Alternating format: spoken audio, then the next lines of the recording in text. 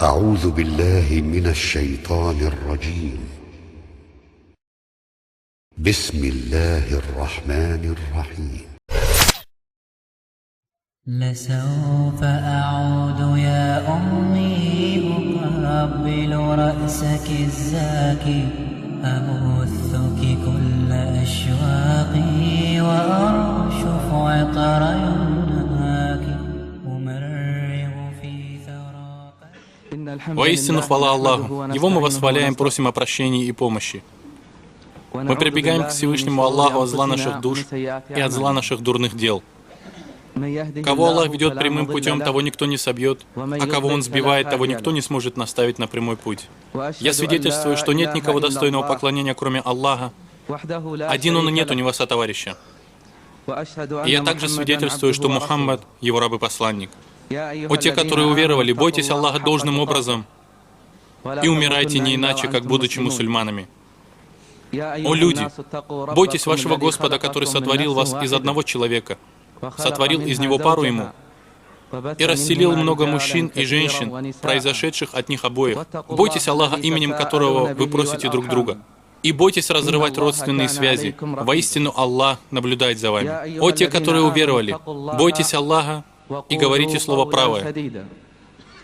Тогда Он исправит для вас ваши дела и простит вам ваши грехи. А кто повинуется Аллаху и Его посланнику, тот уже достиг великого успеха. А кто повинуется Аллаху и Его посланнику, тот уже достиг великого успеха. А затем, самая правдивая речь — это слова Аллаха, а самый лучший путь — это путь Мухаммада, да благословит его Аллах и приветствует. Наихудшими же из дел являются нововведения в религии, и каждое нововведение — это ересь. Каждая ересь — это заблуждение, а каждое заблуждение в огне. Любимые мои присутствующие здесь братья и сестры, а также братья и сестры, которые слышат меня сейчас. Мир вам всем! Милость Аллаха и Его благословение. Добро пожаловать на одну из прекраснейших встреч и счастливейших мгновений. Я люблю вас ради Аллаха. Я прошу Аллаха собрать меня и вас в обители Его щедрости и сделать нас наставляющими на прямой путь и ведомыми по Нему, и не лишать нас Его блага по причине того зла, которое находится у нас. Темой нашего сегодняшнего разговора, нашей сегодняшней встречи будет «Моя мать». Это первое слово, которое мы произносим. Самое прекрасное слово, которое мы только повторяли.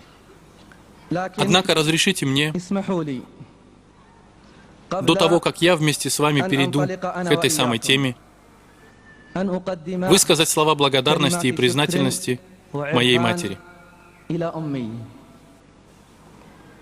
Слова признательности моей матери, которой я обязан тем, что имею после милости Всевышнего Аллаха. И что бы я ни сказал, и что бы я ни сделал, я не смогу расплатиться с тобой, о моя мать. Я никогда не забуду твою сострадательную грудь, и никогда не забуду, как ты не спала ночами и уставала днем. Я никогда не забуду, как мы собирались за обеденным столом, и ты давала нам еду, отдавая от себя все самое вкусное. Даже тогда, когда мы выросли, ты клала кусочки еды в наши рты. Как я причинял тебе беспокойство, о моя мать, когда поздно приходил домой. Все засыпали, а ты же оставалась бодрствовать в ожидании меня. Ты боялась, что мы утонем в море, когда мы жили рядом с ним. Я помню, как однажды ты сильно побила меня, потому что я приблизился к морю и зашел в воду рядом с берегом. Я был маленьким и не знал, почему ты меня побила.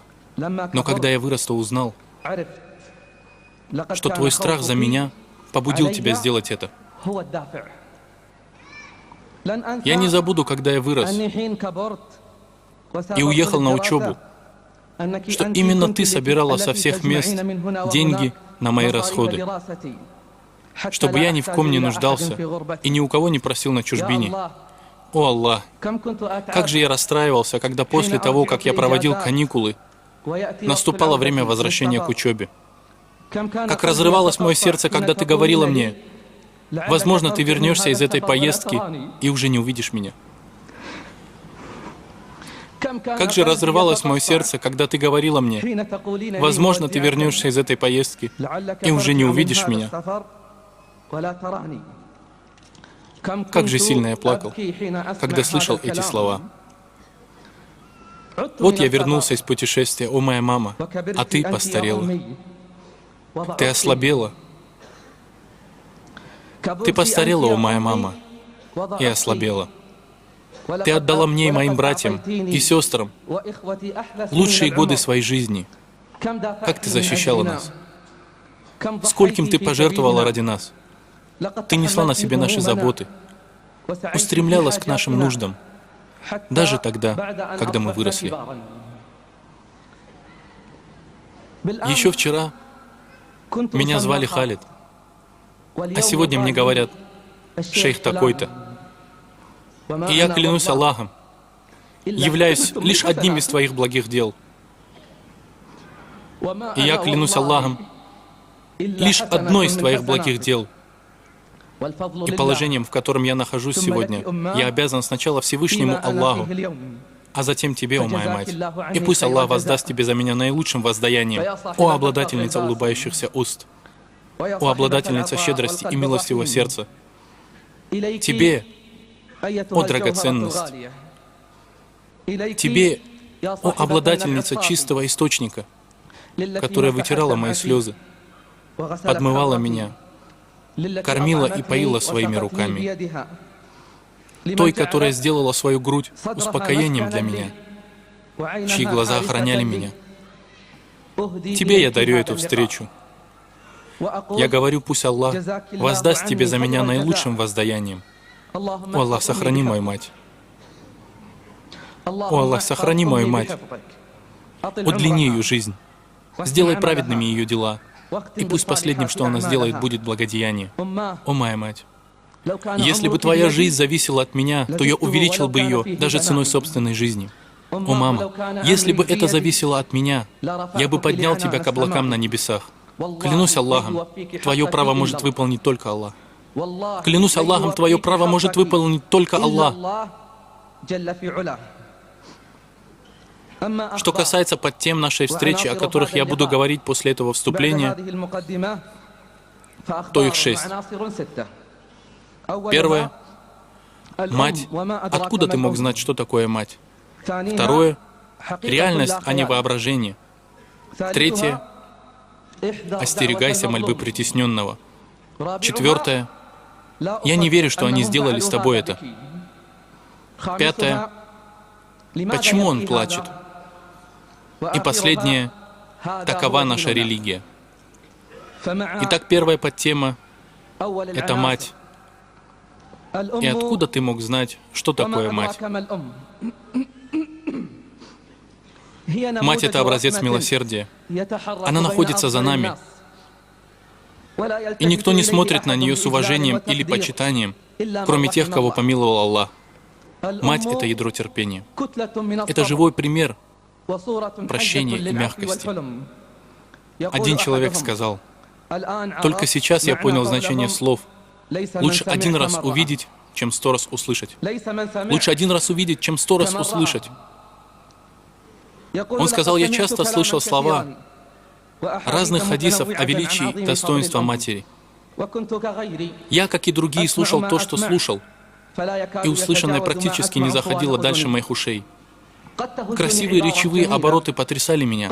Я качал головой в удивлении, слыша красивые стихи про матерей, но в реальной жизни ничего не менялось. Но Аллах пожелал мне блага, и я следил за беременностью моей жены день за днем. Когда эта бедная женщина была на 9-м месяце, я вдруг представил себе, что я тот свернувшийся ребенок в надутом животе. Когда я смотрел и наблюдал за ней, я вдруг начал понимать некоторое значение слов о достоинствах матери, которое я так много слышал. Я был свидетелем великого дела, которое смягчило сердце и заставило глаза плакать. Только тогда я убедился окончательно, что с этой великой женщиной, с матерью, люди никогда не обращались и не смогут обращаться по всей справедливости, как бы цветисто они ни говорили, как бы красиво они ни высказывались, как бы они ни согласовывали свои речи. Клянусь Аллахом, наградить ее по-настоящему сможет только один Аллах. Поэтому и говорят, награда родителей за Аллахом. Да, именно поэтому и говорят, что награда родителей за Аллахом. Он продолжает, говоря, «О, если бы мои слова помогли мне говорить истину, я следил за ней дни и ночи, последнего 9-го месяца беременности. И что же я увидел? Смилуйся над ней, о Аллах! Разве человек может вынести эти страдания и боль? Я видел, как все это она переживает с радостью, счастьем и ликованием, раз за разом. Я видел и слышал, когда она даже не догадывалась о моем присутствии, как она вскрикивала от боли. Я чувствовал силу ее боли, которая сразу же перекидывалась к моему сердцу, и я боролся с собой, чтобы глаза не подвели меня, предательски не выдав слезы. Затем я удивлялся ей, когда уже в следующее мгновение она улыбалась, забывая те боли, показывая на свой живот и обращаясь к нему, говоря, «Как же я люблю тебя, мой маленький, как же я хочу поскорее тебя увидеть». Пречист тот, кто внушил ей терпение в этих постоянных болях. Ты мог видеть ее. Когда она двигалась, то испытывала боль. Когда сидела, то стонала. Когда ложилась, то вскрикивала. Когда она шла, то уставала. Когда она пыталась спать, то уставала, немного полежав. Она уже не могла крутиться на своей кровати так, как ей хочется, как она делала это до своей любимой и тяжелой ноши. Несмотря ни на что, в целом, она продолжала заниматься домом и домашними делами.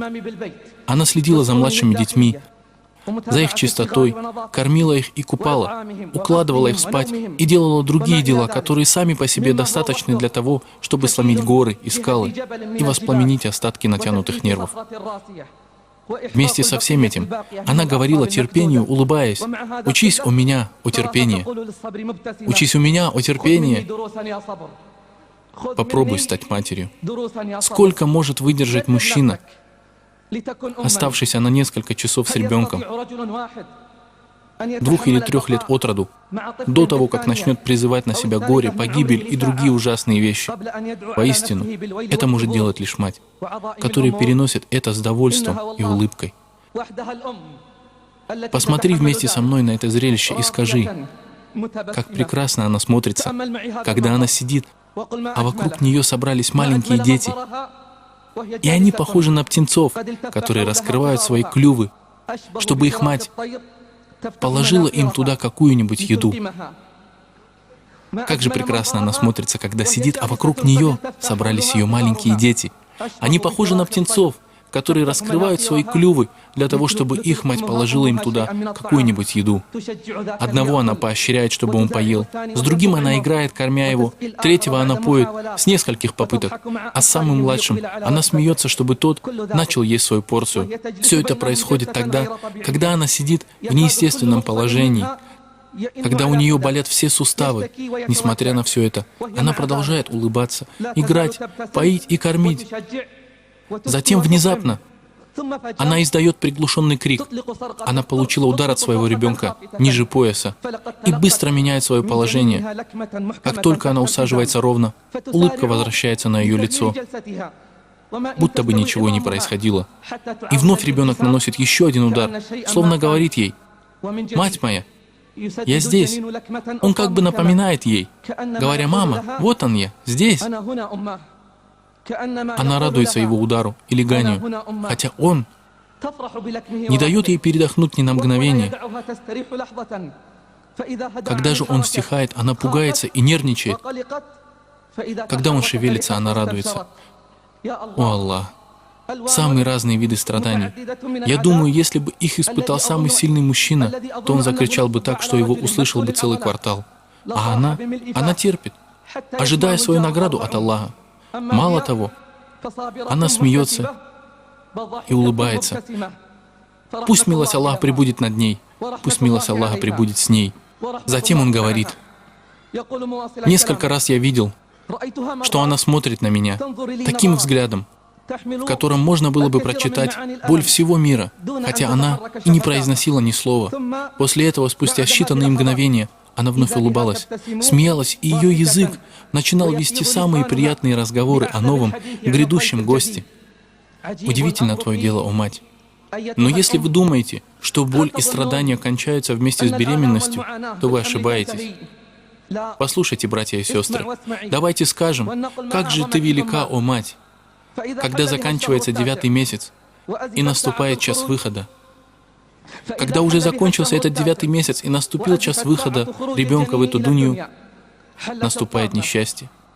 И он не хочет оставаться в животе и не хочет выходить в этот бренный мир. Наступают невыносимые беды, трудное положение, которое никак не облегчается, и трудность, которая не ослабевает. Затем, в большинстве случаев, он выходит, но только под принуждением, разрывая ткани и вспарывая живот. Либо его выдавливают. Врач делает матери эпизиотомию, а акушерка стоит рядом, готовясь поймать младенца. Затем он соревнуется с душой матери. Кто выйдет быстрее? И бывает так, что душа матери оказывается первой. Она умирает, а он остается жить. Если же срок ее отложен, и она очнулась после этой долгой и горячей битвы, она смотрит на него, как он лежит рядом, и говорит, улыбаясь: «Да будет моя душа выкупом за тебя». И после всего, что произошло, она смотрит на него, как он лежит рядом, и говорит, улыбаясь: «Да будет моя душа выкупом за тебя». О Аллах! Что же это за нежность? Что же это за альтруизм? Она столько страдает, а после чего готова умереть, лишь бы только он жил.